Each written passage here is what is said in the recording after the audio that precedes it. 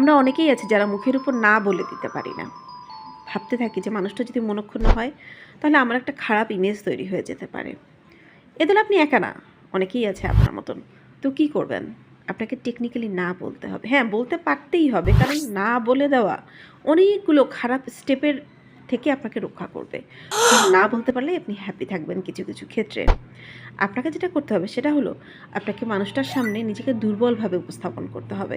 আপনাকে বলতে হবে নানা রকম এক্সকিউজেস, যেমন উম, আমার সময় নাই, বা আমি অতি জরুরি কাজে ব্যস্ত আছি, আমি অনেক রকম ঝামেলায় জর্জরিত, তাই তোমাকে সময় দিতে পারছি না। বিভিন্ন এক্সকিউজেস যখন আপনি দেখাবেন তখন মানুষটা কিন্তু মনক্ষুণ্ণ তো হবেই না, বরং আপনার প্রতি সিম্প্যাথেটিক থাকবে।